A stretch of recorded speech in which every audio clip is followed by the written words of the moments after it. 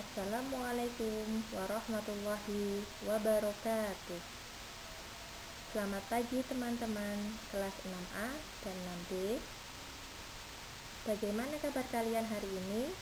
Semoga kalian dalam keadaan baik dan selalu dalam lindungan Allah SWT.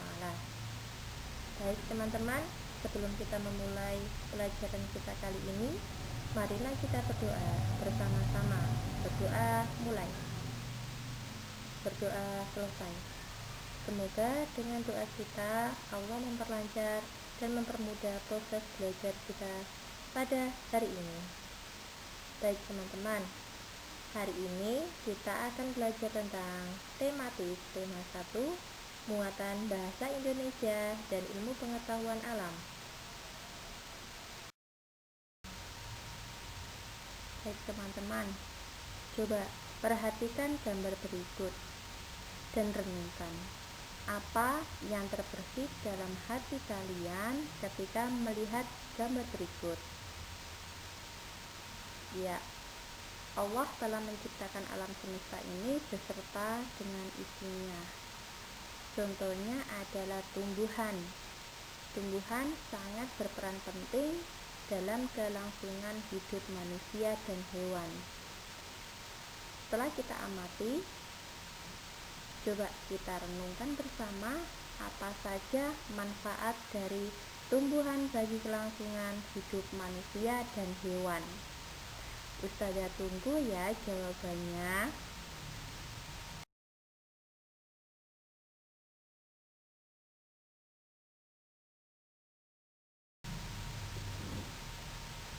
Baik teman-teman, bagaimana dengan jawaban kalian?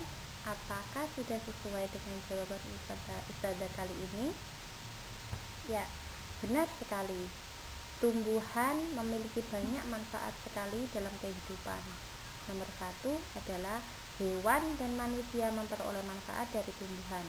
Yang kedua, manfaat tumbuhan bagi manusia antara lain sumber energi bagi manusia, sumber vitamin untuk menjaga kesehatan tubuh, sumber oksigen untuk bernafas, pengikat air tanah, peneduh dan memperindah kehidupan di bumi. Yang ketiga, manfaat tumbuhan bagi hewan sebagai sumber energi bagi hewan. Yang keempat, tumbuhan merupakan sumber energi bagi manusia dan hewan. Tumbuhan merupakan produsen penghasil cadangan makanan dan sumber oksigen untuk bernafas dan melindungi bumi dari sengatan sinar matahari. Yang kelima, beberapa hal yang akan terjadi jika tidak ada tumbuhan, yaitu manusia dan hewan tidak memiliki sumber makanan dan bumi akan gersang sehingga kehidupan akan berakhir. Nah, dari 5 manfaat tumbuhan ini masih banyak sekali manfaat tumbuhan dalam kehidupan. Coba kalian renungkan dan cari tahu apa saja manfaatnya ya.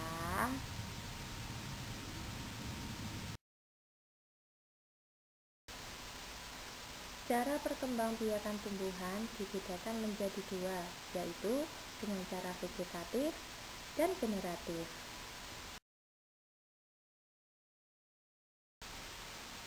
Perkembangbiakan vegetatif atau kawin dibedakan menjadi 2, yaitu 1. Vegetatif alami tanpa bantuan manusia, contohnya rizoma, spora, umbi lapis, umbi batang, geragi, tunas, dan tunas adventis. Yang kedua yaitu vegetatif buatan, tidak dibantu dengan manusia.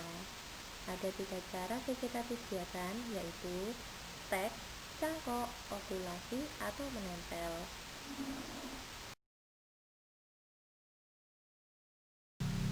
Yang pertama, vegetatif alami, yaitu diantaranya ada spora. Spora ini ukurannya sangat halus, bisa menyebar melalui angin, air, atau hewan.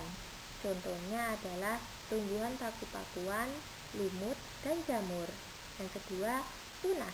Tunas adalah bagian tumbuhan yang baru tumbuh di bawah tumbuhan induknya, contohnya pisang, bambu.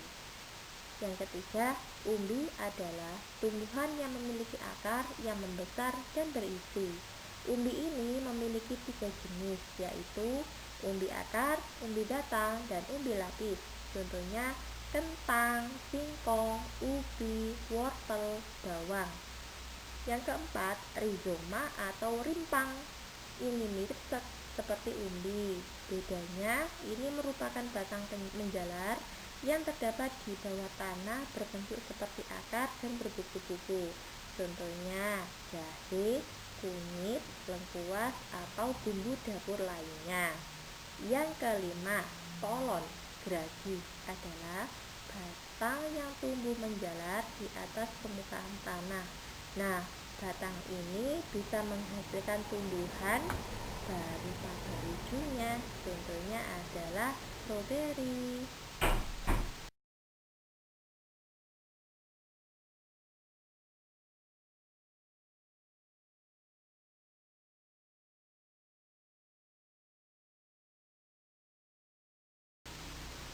Vegetatif buatan. Yang pertama adalah stek. Cara memperbanyak tumbuhan dengan cara memotong bagian tumbuhan lalu ditancapkan kembali ke tanah dan kemudian tumbuh menjadi tanaman baru. Ada 3 cara stek, yaitu stek batang, stek akar, stek daun. Contohnya adalah mawar, singkong, dan jeruk. Nah, yang kedua adalah cangkok. Sebelumnya kita pernah ke daerah Jambu, bukan teman-teman? Dulu waktu kelas 4 kita pernah ke kebun bibit. Nah, kita di sana diajari cara mencangkok tanaman. Nah, sekarang cangkok itu apa sih? Ada yang masih ingat nggak? Ya, betul. Cangkok adalah memperbanyak tumbuhan dengan cara melukai bagian batang tumbuhan, lalu bagian itu dibungkus tanah. Kemudian ditutup rapat dengan plastik atau bahan lainnya. Contohnya adalah mangga, apel, jeruk, dan lain-lain. Yang ketiga, okulasi atau menempel. Cara memperbanyak tumbuhan dengan cara menempelkan tunas tanaman yang satu ke tunas tanaman yang lain yang sama jenisnya. Contohnya adalah durian. Baik teman-teman, coba perhatikan gambar berikut. Ini adalah beberapa gambar contoh vegetatif buatan. Di antaranya ada mencangkok, okulasi, dan stek. Nanti kalian bisa mempraktekkan di rumah ya.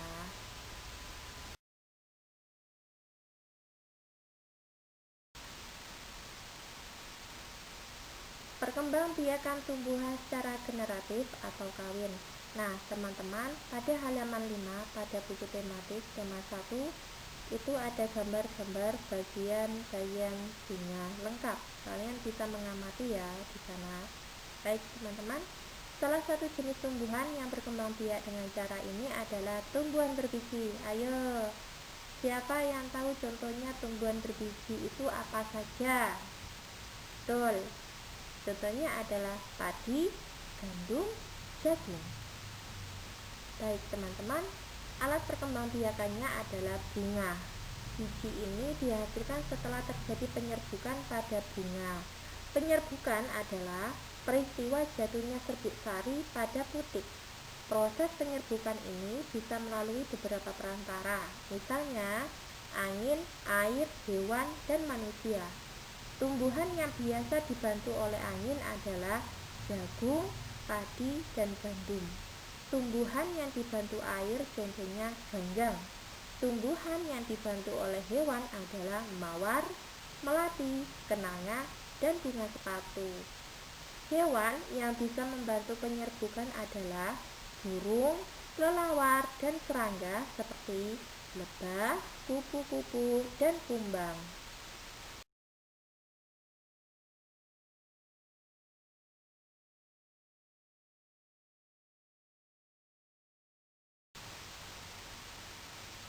Macam-macam penyerbukan pada tumbuhan.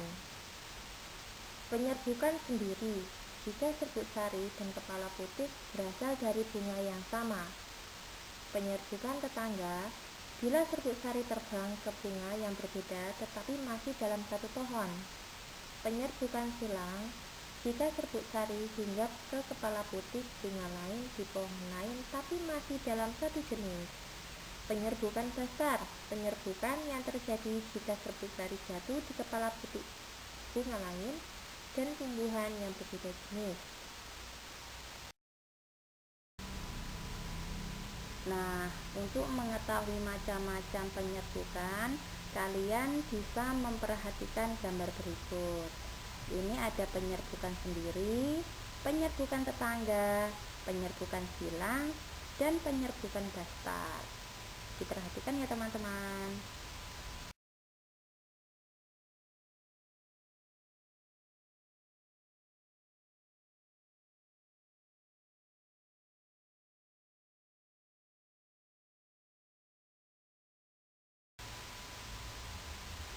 Setelah kalian mendengarkan dan menyimak video yang Ustazah berikan, coba kalian praktekkan tantangan berikut ya.